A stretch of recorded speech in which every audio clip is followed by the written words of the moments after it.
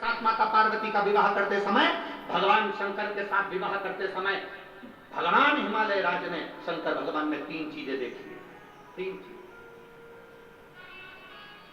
महाराज,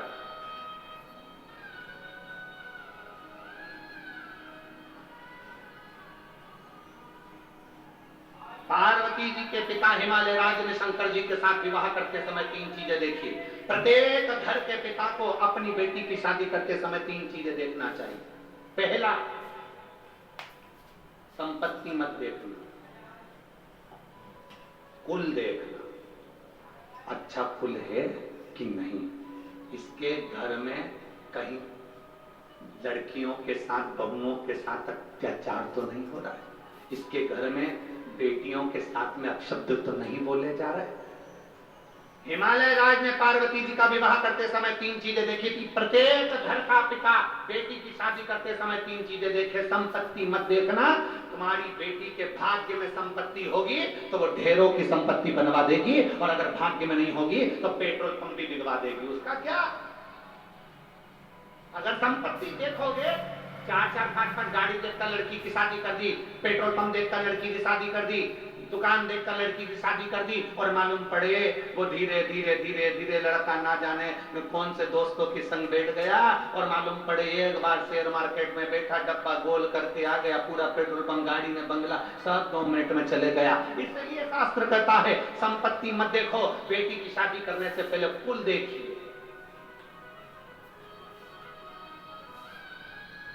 दूसरे नंबर पर बेटी की शादी करने वाले पिता को दूसरी चीज देखना चाहिए जो हिमालय राज ने देखा।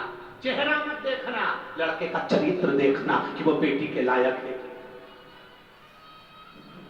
मालूम पड़े हैंडसम, स्मार्ट। अब स्मार्ट तो फोन भी होता है,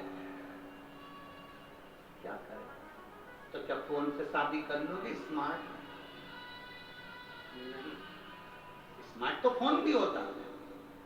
हिमालय राज जी ने अपनी बेटी पार्वती का विवाह करने से पहले 3 चीजें देखी। पहला, उन्होंने संपत्ति नहीं देखी, कुल देखा। दूसरे नंबर पर उन्होंने चेहरा नहीं, अब आपको बोलना है, क्या देखा?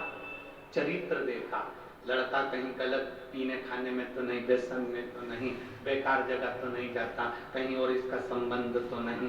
मालूम पड़े हमारी बेटी जिंदगी भर रोए कि मालूम ये चेहरा तो अच्छा था, स्मार्टफोन जैसा था, नजर भी अच्छा आ रहा था, कभी कभी एप्पल जैसा भी था।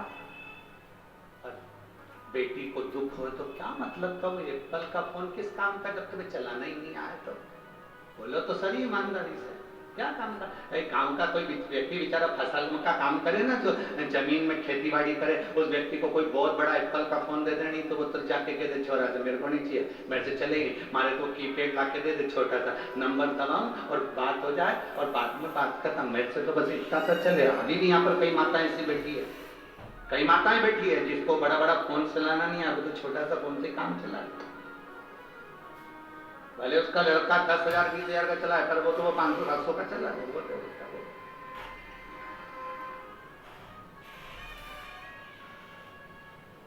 उसको जरूरत ही नहीं।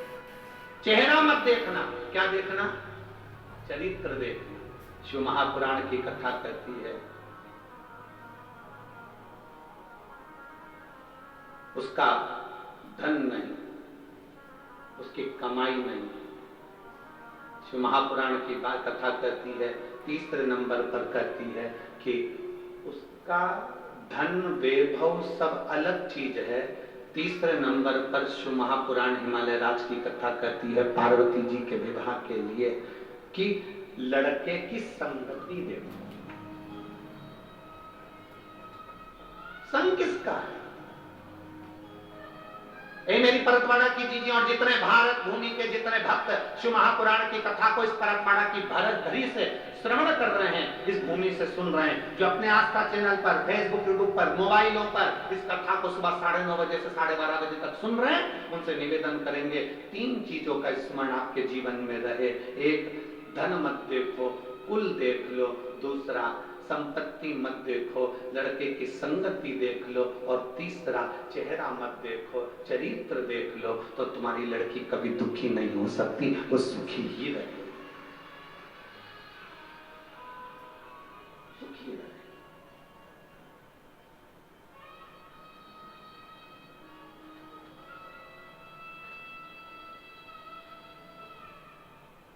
इसलिए शिव के सिवा कहीं दिल ना लगा, शिव के सिवा कहीं दिल ना लगा, वरना पड़ेगा तुझे आंसू बहाना, वरना पड़ेगा तुझे आंसू बहाना, शिव के सिवा कहीं दिल ना लगा। अपने चित्त को, अपनी वृत्ति को, अपने मन को कहीं दूसरी जगह लेकर नहीं, अपने मन को भटकाना नहीं है, अपने मन को भ्रांतियों में नहीं लेके जाना, अपने मन को भ्रम में लेकर नहीं जाना। कोई गलत बोल रहा है, उसके अंदर गलत भरा होगा, इसलिए गलत बोला उसने। कोई आपको अपशब्द कह रहा है, उसके अंदर ईर्षा भरी होगी, इसलिए कोई अपशब्द कह रहा है आपसे। एक उंगली किसी पर उठाई है, कितनी उंगली? ये ऐसा है, जब एक उंगली हम किसी पर उठाते हैं तो ये 3 उंगलियां हमारी ओर जाती है कि तू अपने अंदर झांक कर देख कि तू क्या है। एक उंगली किसी पर उठाई है तो ये 3 उंगलियां बता रही है कि अपने खुद के अंदर झांको कि तुम क्या हो।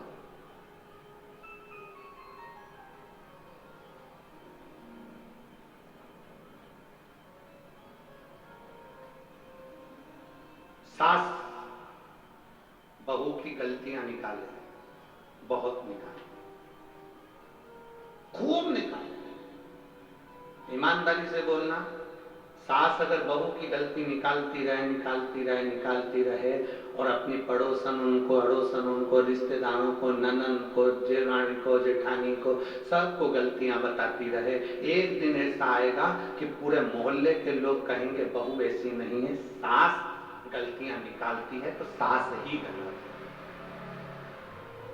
बहू दिन भर सास की गलतियां निकालती रहे, जब मायके जाए तब गलती, जब जाए तब गलती, बहन आए तो गलती बताए, कोई आए तो गलती, पति को गलती बताए, तो एक दिन ऐसा आता है कि लोग भी समझ जाते हैं सास गलत नहीं, गलत नहीं है।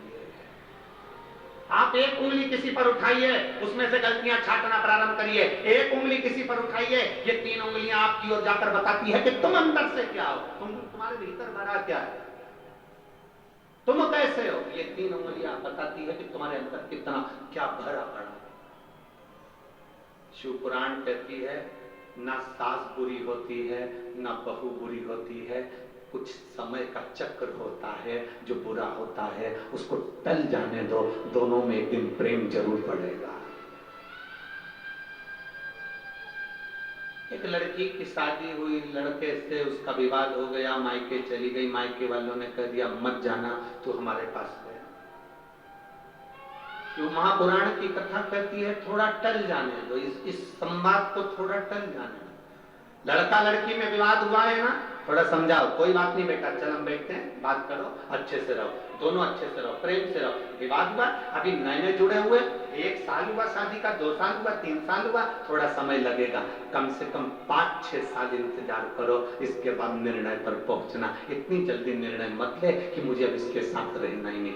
बहुत समय तुम मायके में रह रही है, जा ससुराल में ले। हो सकता है बेटी को समझाओ, तू एक बार विवाद कर कर आ गई, मान लो तेरे को ऐसा पति मिला, तूने तलाक भी ले लिया, तो हो सकता है तो दूसरी शादी करे और वो भी ऐसा ही निकल गया, तो क्या जवाब?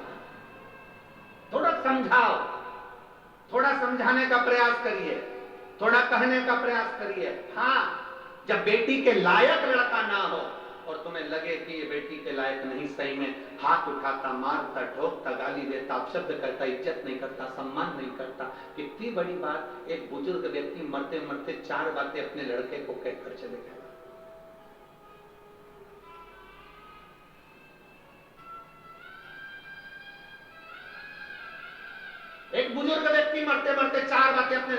लेकर गया। और 4 बात परतवाड़ा के एक व्यक्ति के दिल में बैठना चाहिए।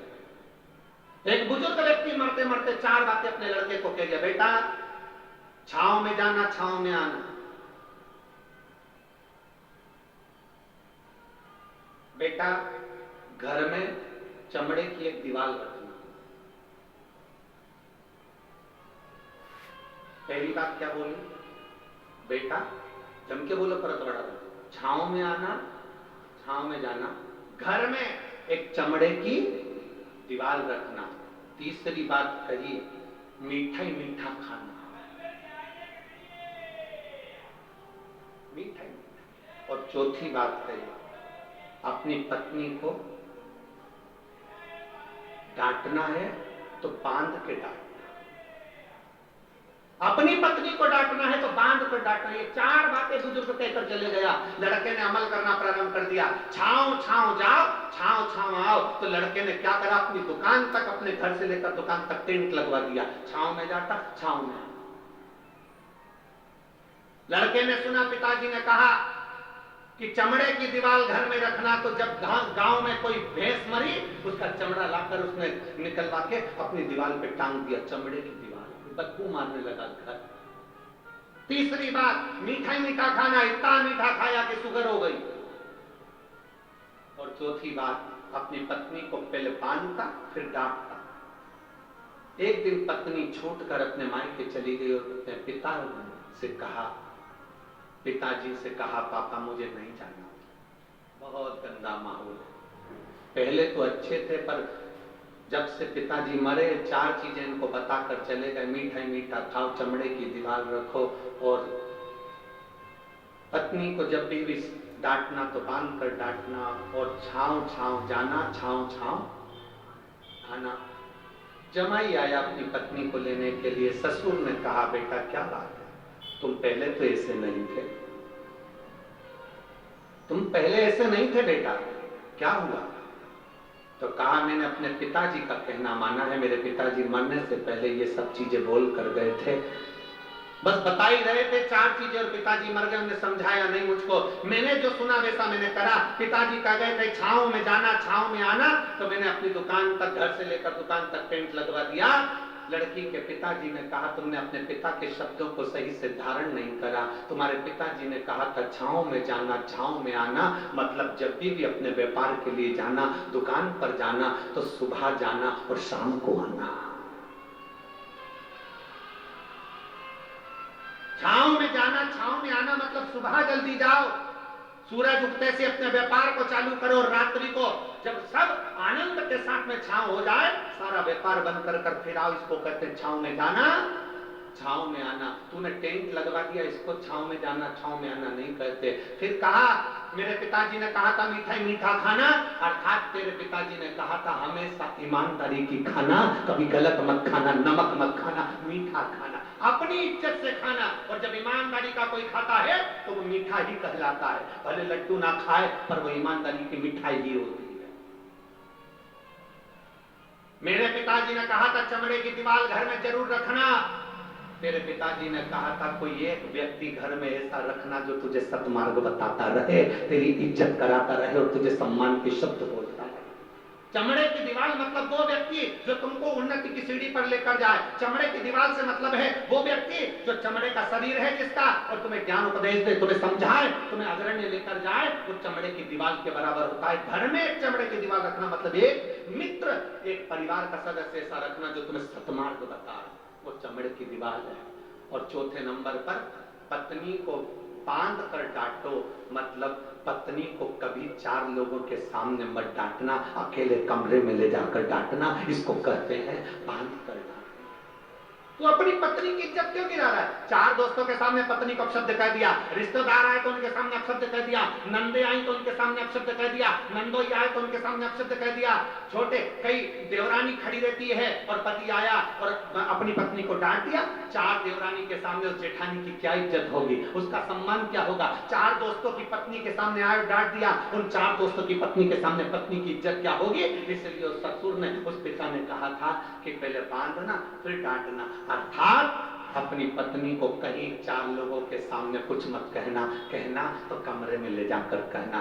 बस इतनी सी बात थी। उस व्यक्ति ने चरण पकड़ लिए, ससुर जी मैंने अपने पिता के शब्द को गलत सोच लिया था, मैंने अपने पिता के शब्द को गलत सोच लिया था। हम निवेदन करना चाहेंगे, दुनिया के कई लोग कथाओं को थोड़ा थोड़ा सा काट लेते हैं और उसको गलत तरह से पेश कर देते हैं। कभी बन सके गलत तरह से पेश करने से पहले उस कथा को पूरी सुनना कि सियोर वाले महाराज ने बोला क्या था। उस कथा को पूरी निकालिए, सुनिए, इसके बाद आप कहिए कि कथा गलत है कि सही है। कहने वाला कुछ भी कह दे, अपशब्द बोलने वाला अपशब्द कह दे। एक बहू ने कुछ कहा, सास ने गलत मतलब निकाल लिया। 4 तरह के लोग होते हैं, 4 तरह का मतलब निकालते हैं। पहले कथा को पूरा सुनो कि उस कथा का विस्तार वर्णन क्या करा गया, उस कथा में बोला क्या गया था, उस कथा में कहा क्या गया था। छोटी सी बात लोगों ने, जैसे लोग कह दिए बेलपत्री पर से, अरे गुरुजी ने क्या कहा था, पहले मेहनत करो, अपनी पूरा परिश्रम करना, फिर एक बेलपत्र शहद की ले जाकर समर्पित करना देवादिदेव महादेव को। लोगों ने आधा काटा, आधा छाटा, थोड़ा सा निकाला और प्रस्तुत कर। उसको समझो, कहां से बोला गया है, कहां से लिया गया है, क्यों बोला गया है, किस लिए बोला गया है, उस प्रसंग को समझने की जरूरत। उठाया, कह दिया, प्रस्तुत कर दिया ना। उस लड़के ने अपने पिता के 4 वचन को गलत सोच लिया था। टेंट लगवा दिया, मीठा मीठा खाया, शुगर हो गई, भैंस मर गई, चमड़ा लाकर दीवार पर टांग लिया, चमड़े की दीवार हो गई, और पत्नी का हाथ बांध कर डांटे। तो ये कहां की रीति है? पिता के शब्द को समझना जरूरी है, व्यक्ति के शब्द को समझना जरूरी है। घर में सास बोलती है, बहू को समझना जरूरी है, और बहू बोले तो सास को समझना जरूरी है। इतनी जल्दी निर्णय पर मत पहुंचना कि मुझे अब इसके साथ नहीं रहना। नहीं, साथ रहो और साथ रहकर उसको अच्छा करने का प्रयास करो कि मेरी जिंदगी इसी को ठीक करने में करना है। अब दूसरे को अच्छा करना है तो पहले क्या करना पड़ेगा? जम के बोलो जरा। बहू को अच्छा बनाना है तो सास को क्या करना पड़ेगा? बोलो बोलो, जम के बोलो। परतवाड़ा वाली चीज, पहले क्या करना पड़ेगा? खुद को अच्छा बनना पड़ेगा। गायत्री परिवार वाले कहते हैं हम सुधरेंगे, बोलो बोलो जम के, हम सुधरेंगे युग सुधरेगा, हम बदलेंगे युग बदलेगा। पहले बदलना किसको पड़ेगा? हमें अपने आप को। पहले सुधरना किसको पड़ेगा? हमें अपने आप। जब हम ही नहीं सुधर रहे तो फिर दुनिया क्या सुधरेगी? हम ही नहीं सुधर रहे। एक पंडित जी प्रवचन में कह रहे थे, 4 महीना चतुर्मास में बैंगन नहीं खाना चाहिए। पंडित जी प्रवचन में कह रहे थे 4 महीना चतुर्मास में बैंगन नहीं खाना चाहिए। पंडित जी घर गए, उनकी पत्नी ने मूंग की दाल बनाई। पति चिल्ला कर दौड़ा, मैं भी परसों के दिन बैंगन लेकर आया था, तूने बैंगन नहीं बनाया। पत्नी बोली, तुम्ही ने तो प्रवचन में कहा था कि चतुर्मास में 4 महीना बैंगन नहीं खाना चाहिए। पति माथा ठोक कर बोला, चौकी की कथा को चूल्हे तक क्यों लाई?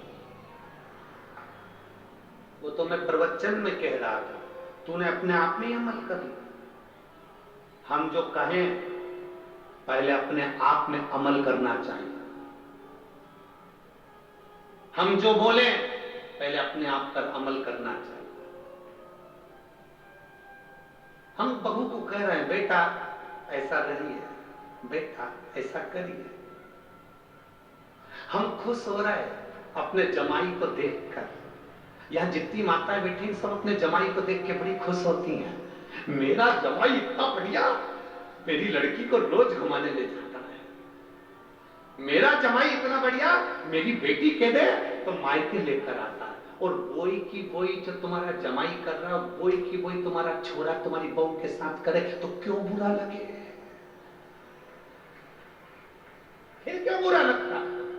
मेरा जमाई मेरी बेटी को मायके लेकर आता है, मेरा जमाई मेरी बेटी को रोज घुमाने ले जाता है, और तुम्हारी बहू को तुम्हारा बेटा रोज गाड़ी पे घुमाने ले जाए तो तुम्हारा मुंह भगोड़ा हो जाए।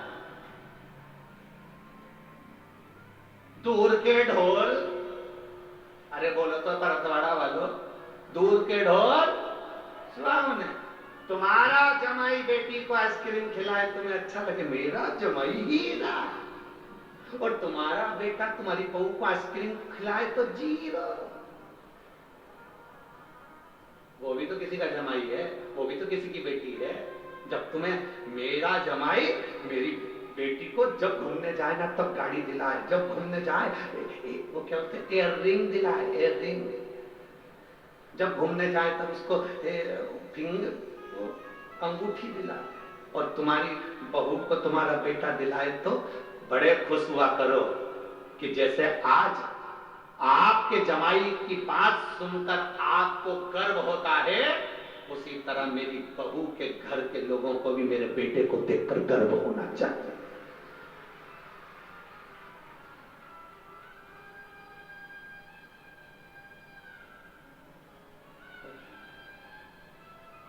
दूर के ढोल शिव के सिवा,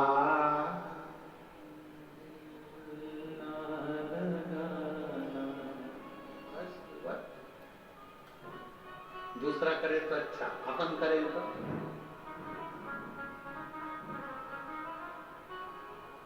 अपन करे तो स्वयं को सुधारिए।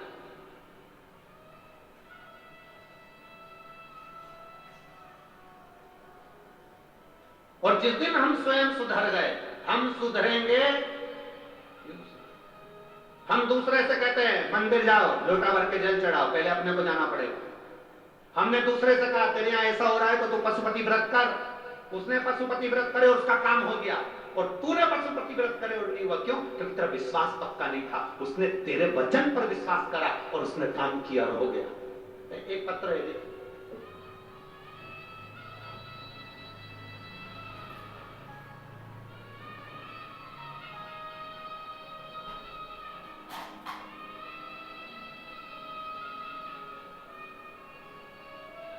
मेरा नाम प्रियंका नंद किशोर मुच्छेकर है। मैं आकोट जिला अकोला की रहने वाली हूँ। कहीं बैठी हो तो हाथ हिला सकती हूँ, अगर कहीं बैठी हो तो हाथ हिला सकती हूँ। मेरा नाम प्रियंका नंद किशोर मुच्छेकर है। मैं आकोट जिला अकोला की रहने वासी हूँ। कहीं बैठी हो तो अपना हाथ हिला सकती हूँ। आकोट जिला अकोला की रहने वाली हूं। मेरा मोबाइल नंबर ये है। मैं 11 साल से नौकरी के लिए स्पर्धा परीक्षा दे रही थी, पर मेरा कहीं पर नहीं हुआ। फिर मैंने 11 साल एग्जाम देने का प्रयास किया। एग्जाम देने के बाद मेरा जब सिलेक्शन नहीं हुआ तो मैंने परीक्षा देना बंद कर दिया।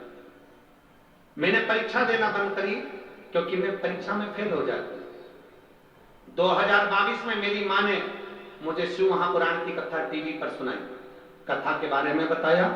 मैंने बोला मां, ऐसा महाराज उन पर ढेर सारी बातें बोलता रहता है, क्या होगा? मेरी मां ने कहा वो सीहोर वाला महाराज कहता है कि हिम्मत मत हारना, एक बार फिर परीक्षा दे और फॉर्म भर।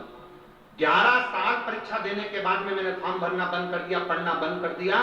तब आपकी कथा सुनकर मुझे बल आया। आप कहते हो हिम्मत मत हारना, महादेव तुम्हारा साथ देगा। एक बार नहीं 4 बार अगर परीक्षा देना है तो 5 बार दो और बाबा के ऊपर भरोसा रखो। मैंने अपनी माँ के कहने पर टीवी पर कथा सुनना प्रारंभ करी और फिर मैंने पशुपतिनाथ का व्रत किया। एक बार मेरा पशुपति व्रत पूरा हो गया, उसका कोई फल नहीं मिला।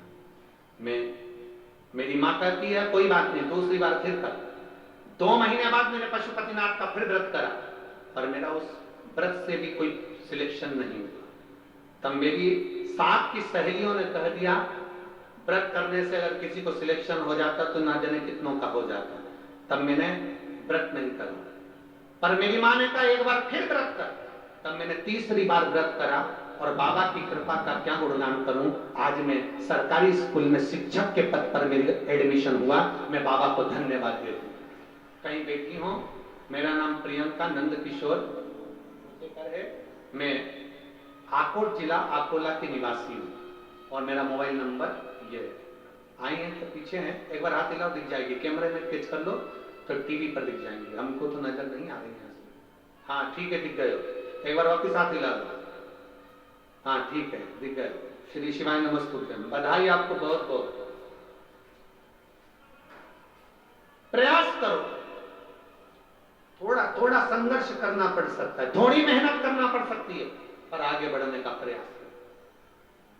दुनिया के लोग कितनी भी टांग खींचे, दुनिया के लोग कितना भी अपशब्द कहे, दुनिया के लोग कितना भी ताना दें, आपकी जब गरीब परिस्थिति रहती है, आपके जब दुख का समय रहता है, दुनिया का कोई व्यक्ति तुम्हारा साथ देने नहीं आता, तब तुम्हारे भीतर का विल पावर, तुम्हारे भीतर की हिम्मत तुम्हें अंदर से आकर बोलती है कि चिंता मत करना, तेरा काल अधिपति महाकाल तेरे साथ खड़ा है, बड़ा है।